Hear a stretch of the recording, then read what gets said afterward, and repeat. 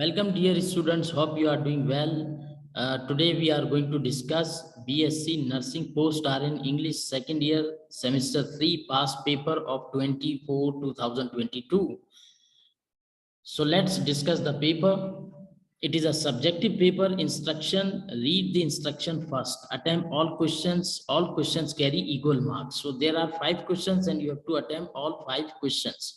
तो पहला सवाल है, right a comprehensive note on any one of the following. Comprehensive note से मुराद यहाँ पे आपने एक ऐसे लिखना है किसी 3 में से। जैसे फर्स्ट वन है English for professional purpose, second है social issues of Pakistan, number 3 life after कोविड-19। तो different types of essays, argumentative, narrative, persuasive, descriptive ऐसे, इन तमाम एसेज पर मैं ऑलरेडी लेक्चर रिकॉर्ड कर चुका हूं, इसी चैनल पे आप उसको देख सकते हैं। क्वेश्चन नंबर 2 की तरफ चलते हैं।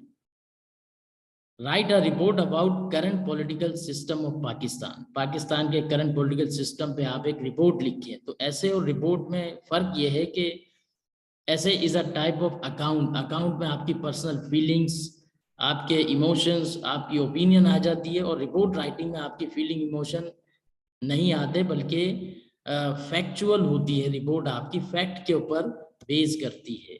जो कुछ आप लिखते हैं वो फैक्ट के ऊपर मबनी होता है।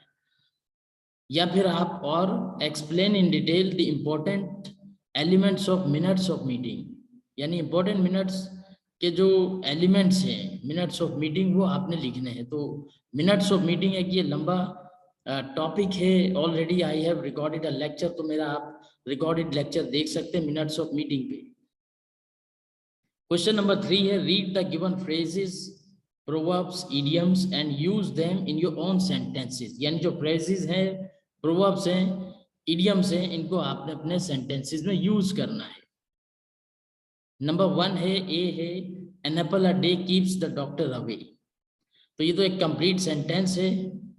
If you eat an apple daily, so you do not have to go to the doctor. That is why it is an old wise saying, an apple a day keeps the doctor away. B है, all in the same boat. All in the same boat का मतलब यह है कि तमाम लोग एक ही कश्ती के सवार हैं। We are chips of the same block, या फिर we are all in the same boat, कि हम सब एक कश्ती के सवार हैं। Might is right. Might is right का मतलब यह है कि जिसकी लाठी उसकी भैंस।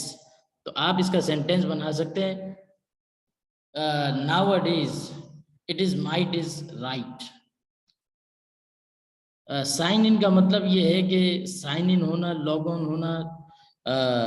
तो आप लॉग इन कह सकते हैं कि I am going to sign in my ID। फिर ब्रॉट अप है, ब्रॉट अप यानी परवरिश पाना। Every mother brought up her child the best. हर माँ ने अपने बच्चे की अच्छी तरबियत की। इस तरह से आप जुमले बना सकते हैं मुख्तलिफ, इनको अपने सेंटेंसेस में यूज कर सकते हैं। नंबर 4 है, question number 4, define any 2 with examples. यानी इनमें से कोई 2 को आपने एग्जांपल्स के साथ में डिफाइन करना है। Conjunction and interjection.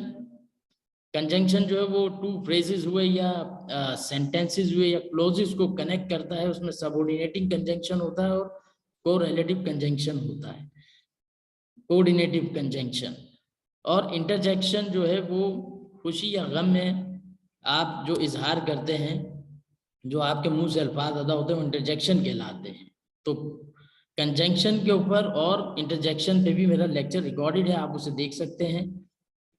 नंबर 2 है, ट्रांजिटिव एंड इंट्रांजिटिव वर्ब्स। इस पे भी मेरा लेक्चर एक रिकॉर्डेड है। ट्रांजिटिव वर्ब में मुख्तसर बता देता हूँ आपको।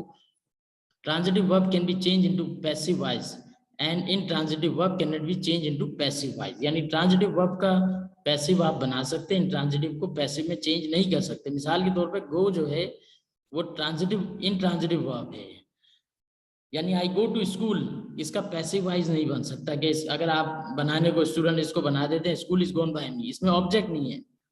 पैसिव वाइज बनाने के लिए ऑब्जेक्ट का होना लाजमी है सेंटेंस में।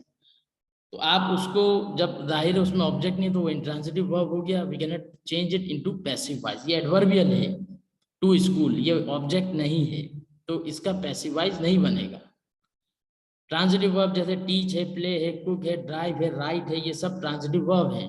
आई टीच इंग्लिश तो पैसिव हो जाएगा, English is taught by me, he drives a car, तो पैसिव है, a car is driven by him, we play cricket, passive होगा, cricket is played by us. इसी तरह से अब इसमें नंबर 3 है फॉर्मल एंड इनफॉर्मल लैंग्वेज। तो जब आपने मेरे लेक्चर रिकॉर्डेड है फॉर्मल इनफॉर्मल लेटर राइटिंग के ऊपर। तो फॉर्मल लैंग्वेज क्या है कि जो आप जिन लोगों को नहीं जानते, नॉर्मली आप अपने लेटर्स में अपने, या तो आप स्कूल के प्रिंसिपल को, कॉलेज के डायरेक्टर को, या फिर बैंक मैनेजर को आप लेटर लिख रहे हैं, तो ये फॉर्मल राइटिंग कहलाएगी। तो इसमें जो है जार्गन्स हुए या फिर वो कोलोक्वियलिज्म हुआ, इस किस्म की लैंग्वेज नहीं होती, और ये फॉर्मल लैंग्वेज कहलाती है। इनफॉर्मल लैंग्वेज ये है कि उसमें कोलोक्वियलिज्म है, बहुत ज़्यादा कॉमन है, जनरल, उसमें कॉन्ट्रैक्शंस होती हैं, शॉर्ट फॉर्म्स यूज होती हैं, सिंगल वर्ड में भी आप अपना मैसेज दे सकते हैं, ये इनफॉर्मल लैंग्वेज कहलाती है। फिर है question number 5, change the direct speech into indirect speech. Direct speech को इनडायरेक्ट स्पीच में चेंज करें, यानी कॉमा और इन्वर्टेड कॉमा में जो सेंटेंसेस है आप उनको एक सेंटेंस में मिला देंगे, मीनिंग रिमेन सेम, मीनिंग वही रहेगी। जैसे पहली जो एग्जांपल है, he said I am not okay today, he said comma inverted comma में I am not okay today, ये डायरेक्ट सेंटेंस। जब रिपोर्टिंग स्पीच पास्ट में होगी तो जो इन्वर्टेड कॉमा में सेंटेंस है प्रेजेंट सिंपल है तो पास्ट सिंपल हो जाएगा और उसके वर्ड बदल जाए, टुडे जो है वो दैट डे में चेंज हो जाएगा। तो सेंटेंस इसका इनडायरेक्ट बनेगा, he said that he was not okay that day, today that day में चेंज हो गया, मीनिंग रिमेन सेम, मीनिंग वही है जो डायरेक्ट की थी। उसके बाद सेकंड सेंटेंस है, teacher said I will be asking anyone to present on the stage here, तो इसका इनडायरेक्ट होगा the teacher said that, I he में चेंज होगा, विल वुड में चेंज होगा, he would be asking anyone to present on the stage here, there में change हो जाएगा। तो इनडायरेक्ट हुआ, teacher said that he would be asking anyone to present on the stage there. अब doctor says you are better now, अब ये क्योंकि doctor says ये प्रेजेंट में है तो इसमें इन्वर्टेड कॉमा वाला वो भी प्रेजेंट सिंपल ही रहेगा। Doctor says that you are better now, अब यहाँ पर जो है क्योंकि ये यू आर बेटर नाउ ये प्रेजेंट सिंपल है तो ये प्रेजेंट सिंपल ही रहेगा, दैट लगा के सेंटेंसेस को मिला देंगे, ज्वाइन कर देंगे। फिर है she says I like these pancake so much, अब क्योंकि इन्वर्टेड कॉमा में वो भी प्रेजेंट सिंपल है और रिपोर्टिंग स्पीच भी पास्ट प्रेजेंट में है तो ये इसमें सिर्फ प्रोनाउन चेंज होगा, बाकी सेंटेंस रिमेन सेम। तो इसका इनडायरेक्ट होगा, she says that she likes these pancakes so much. उसके बाद लास्ट सेंटेंस है, he said I ask my friend to come with us tomorrow. अब ये रिपोर्टिंग स्पीच पास्ट में है तो इन्वर्टेड कॉमा वाला भी पास्ट है तो पास्ट परफेक्ट में चेंज हो जाएगा, टुमारो द नेक्स्ट डे में चेंज होगा। ये तमाम वर्ड्स चेंज होने के बावजूद मीनिंग रिमेन सेम और इसकी मीनिंग जो है वो सेम रहेगी। तो इसका इनडायरेक्ट हो जाएगा, he said that he had asked his friend to come with them the next day। तो ये था हमारा आज का लेक्चर डिस्कशन पोस्ट आरएन के पेपर पे। Thank you for watching.